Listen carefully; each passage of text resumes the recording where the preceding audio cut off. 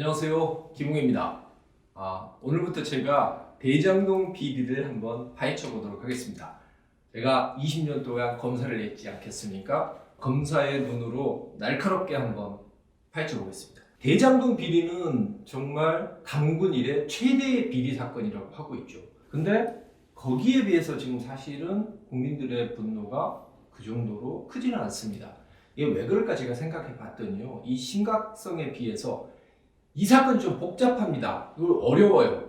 성남의 뜰이 나오고 화천대유, 천화동인, 성남도시개발공사 이런 것들이 나오고 있고 등장인물도 많아요. 김만배, 유동규, 남욱, 정영학, 정진상 이러다 보니까 사람들이 내용이 어려워서 뭔가 큰 것은 있는데 뭔지 정확히 잘 모르는 겁니다. 제가 이제부터 정말 간단하게 이걸 설명을 해드리겠습니다. 대장동 비리에서는 딱 두 가지만 기억하시면 됩니다. 첫 번째, 그분.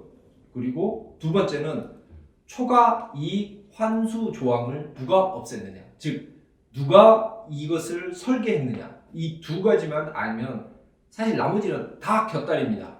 자, 가장 먼저 그분. 그분이라는 건 사실 다 아시다시피 김만배가 녹취록에서 언급을 한 사람입니다. 이 내용을 좀 알려면요, 그 녹취가 나오게 된 경위에 대해서 여러분 좀 아셔야 돼요. 2014년도에 성남 위쪽에 있는 위례, 이것도 성남시 관할입니다. 위례에서도 대장동과 마찬가지로 민간 개발이 있었습니다. 이때 남욱 정영학과 함께 정재창이라는 사람도 같이 이 개발에 뛰어들어서 하죠. 이 사람들은 2013년경에 위례 개발을 하기 위해서 3억 원을 마련을 해서 유동규 당시 성남시설관리공단 본부장에게 뇌물을 맡깁니다. 근데 2019년도에 이 정재창이라는 사람은 이런 소식을 들어요.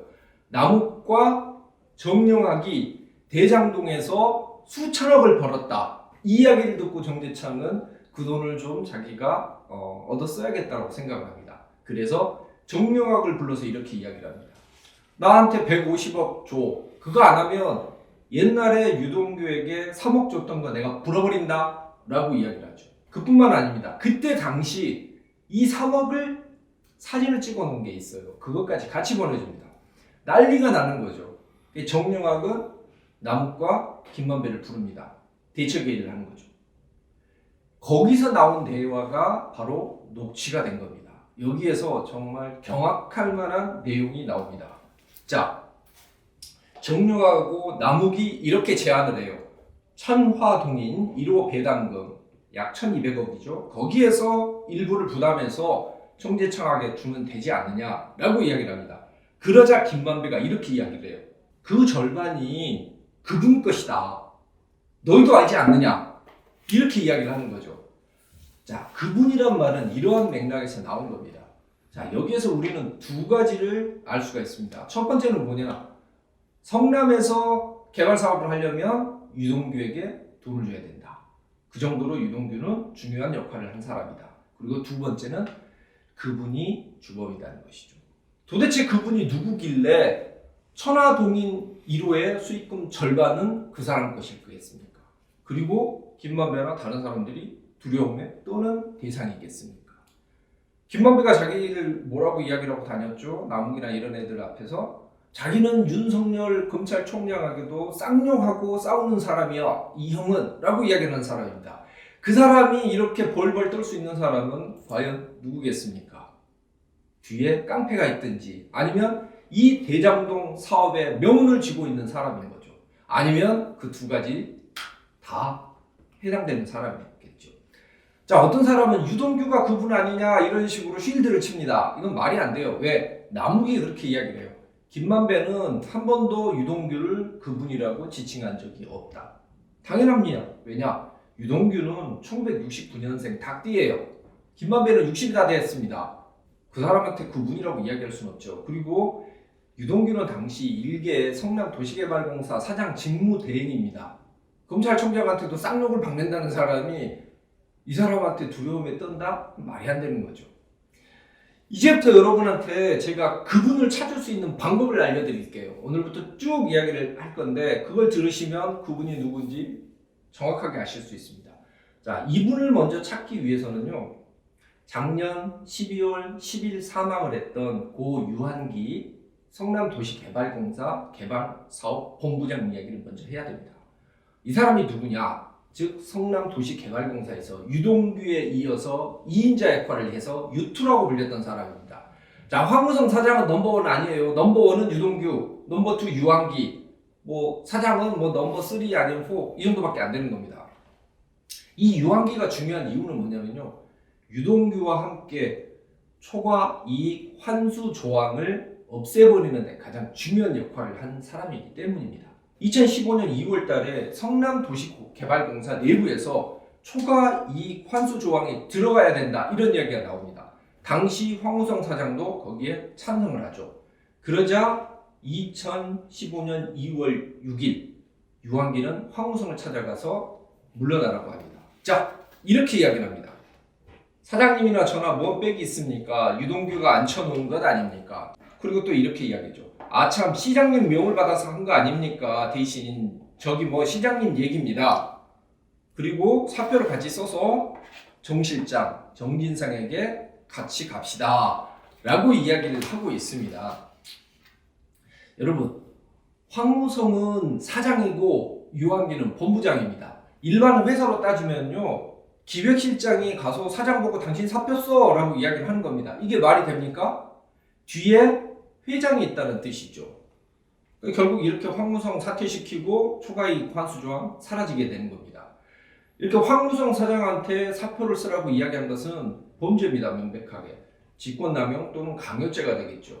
근데 유한기 씨는 사망을 해버렸고 그걸 분명히 시킨 것으로 이렇게 녹취록에도 나와 있는 이재명과 정진상은 단 한 번의 조사도 없이 검찰에서 무혐의 처분을 했습니다.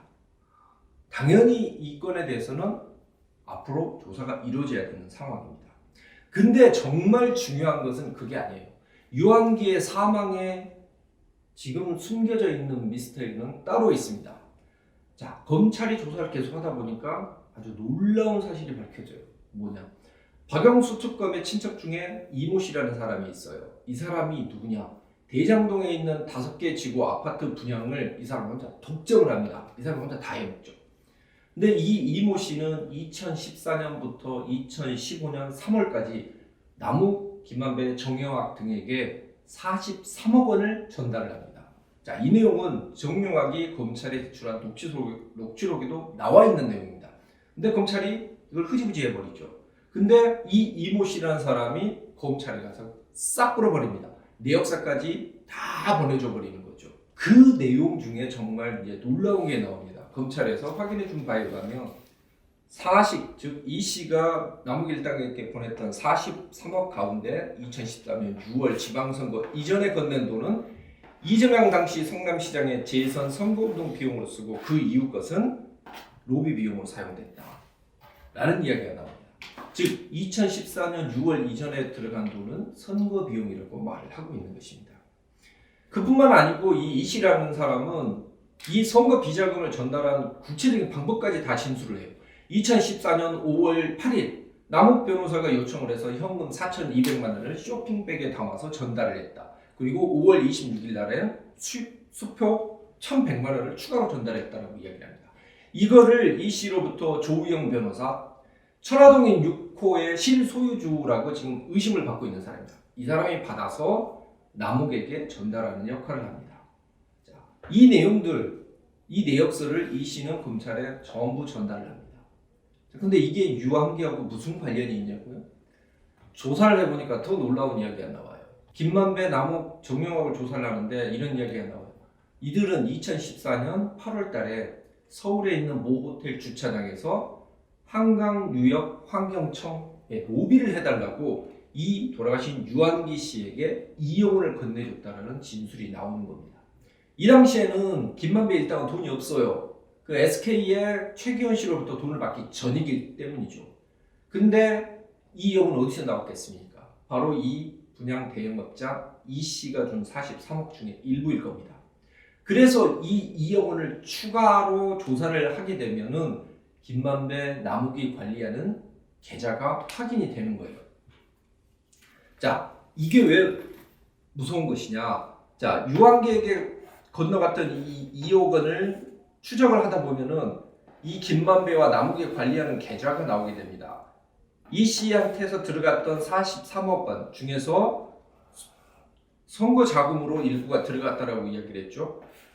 이 계좌를 조사하면 그걸 타고 들어가서 그분이 가지고 있는 뇌물 저수지 계좌가 나오게 되는 겁니다. 이 계좌가 나오게 되면 이 계좌로 입금되는 것은 전부 다 그분에게 뇌물 주는 내역이고요. 여기에서 나간 것은 정치권에게 나가게 되면 그분으로부터 뇌물을 받은 정치인의 명단이 나오는 겁니다. 이런 놀라운 일이 발견이 되는 거예요. 만약에 유한기 씨가 살아있으면은 2억 원의 뇌물을 받은 내용이 진술이 나왔기 때문에 당연히 이 부분에 대해서 조사를 이루어질 수밖에 없습니다. 그게 되면 이 계좌가 나오게 되는 거고, 이 계좌를 조사하다 보면 뇌물 저수지 계좌가 나오는 거예요. 그분의 계좌가 나오는 거죠.